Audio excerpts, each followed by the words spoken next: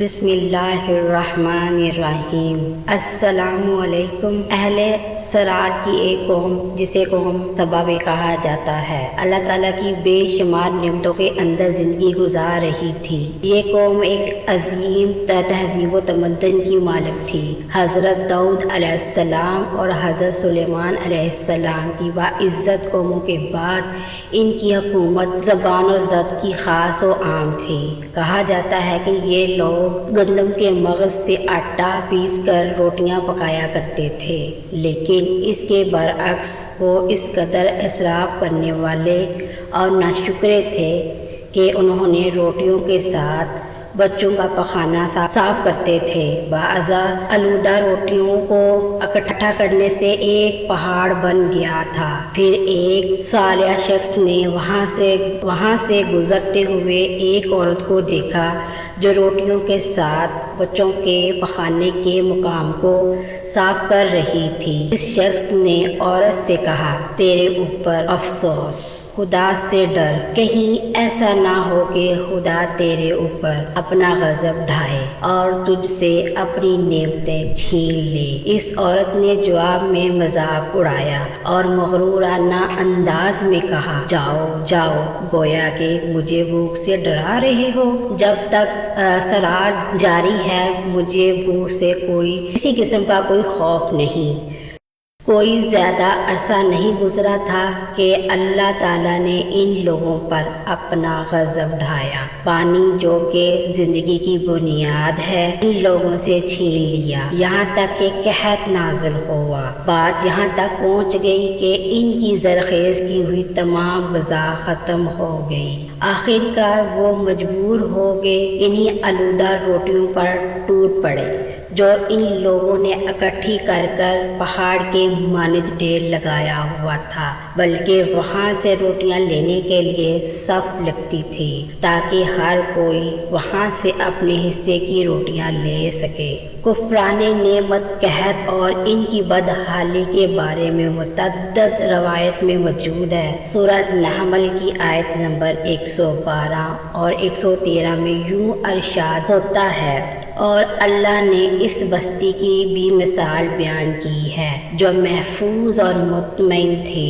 اس کا رزق ہر طرف سے باقاعدہ آ رہا تھا، لیکن اس بستی کے رہنے والوں نے اللہ کی نعمتوں کا انکار کیا تو خدا نے انہیں بھوک اور پیاس کا مزہ چکھایا، صرف ان کے اعمال کی بنا پر جو وہ انجام دے رہے تھے۔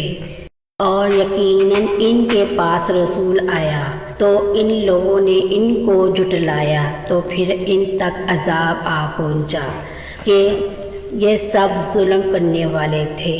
اسی قوم میں سبا کے بارے میں ایک اور واقعہ بیان ہوتا ہے کہ ان لوگوں نے اپنے زراعت کو بہتر طور پر کاشت کرنے کے لیے پانی زرخیز کرنے کی خاطر بلک کے 2 پہاڑوں کے درمیان ایک بڑا بند معرب تعمیر کیا ہوا تھا۔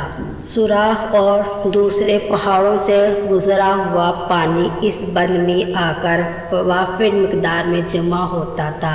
قوم سبا نے اس پانی سے صحیح طور پر استفادہ کرتے ہوئے وسیع اور عرض بہت سے خوبصورت باغات لگائے اور کھیتی باڑی کو رونق بخشی۔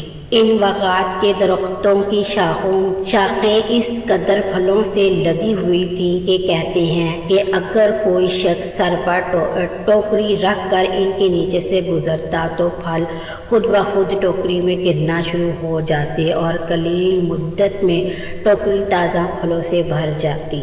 لیکن نعمت کی کثرت نے انہیں شکر کرنے کی بجائے سرمست اور غافل کر دیا تھا، یہاں تک کہ ان کے درمیان بہت بڑا طبقاتی نظام وجود میں آ چکا تھا۔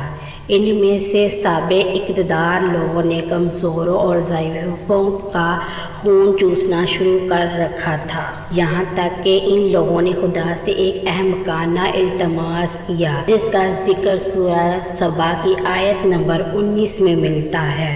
انہوں نے کہا، خدایا ہمارے سفروں کے درمیان فاصلہ زیادہ کر دے۔ انہوں نے اللہ تعالیٰ سے یہ التماس اس لیے کیا تاکہ غریبوں اور بے نوا لوگ عمرہ اور ثروت مند ان کے ہمراہ سفر نہ کریں۔ ان کی خواہش یہ تھی کہ آبادیوں کے درمیان خشکی ہو اور فاصلہ بہت زیادہ ہو تاکہ تہہ دست اور کم آمدنی والے لوگ ان کی طرح سفر نہ کر سکیں۔ اللہ تعالیٰ نے ان مغرور پیٹ کے بیچاریوں پر اپنا غضب نازل کیا۔ بعض روایتوں کے مطابق ان مغرور لوگوں کی آنکھوں سے دور صحرائی چوہوں نے معارب نامی بند کی دیواروں پر حملہ کر کے انہیں اندر سے کھوکھلا کر دیا۔ ادھر سے بارشیں بہت زیادہ ہوئیں جن کی وجہ سے سیلاب آ گیا اور اس بند میں بہت زیادہ پانی اکٹھا ہو گیا۔ اچانک بند کی دیواریں ٹوٹ گئیں۔ اس سے ایک بڑا سیلاب آیا جس میں تمام دیہات، آبادیاں، مال مویشی، باغات، کھیتیاں، ان کے محل گھر پانی میں غرق ہو کر نابود ہو گئے۔ ان کے باغات اور زراعت میں سے صرف بیری کے درخت اور کچھ جھاڑیاں بچیں۔ خوش اہلان پرندے وہاں سے کوچ کر گئے، جبکہ الوؤں اور کبووں نے قوم سبا کے کھنڈرات میں اپنے گھونسلے بنا رکھے تھے۔ اس بات کا ذکر سورہ سبا کی آیت نمبر 15 اور 16 میں ملتا ہے، اور آخر میں سورہ سبا کی آیت نمبر 17 میں قرآن کریم میں اس واقعے کا یوں نتیجہ نکالا ہے کہ ہم نے ان کی ناشکری کی سزا دی ہے اور ہم ناشکروں کے علاوہ کسی کو سزا نہیں دیتے۔ امید کرتی ہوں آپ کو آج کی میری ویڈیو اچھی لگی ہوگی۔ اگر ویڈیو اچھی لگی ہو تو اس کو لائک کر دیں اور چینل کو سبسکرائب کر دیں، ساتھ ہی بیل آئیکن کو پریس کر دیں تاکہ آپ کو ہماری ہر نئی آنے والی ویڈیو کا پتہ چلتا رہے۔ ملتے ہیں اپنے نیکسٹ ویڈیو میں۔ اللہ حافظ۔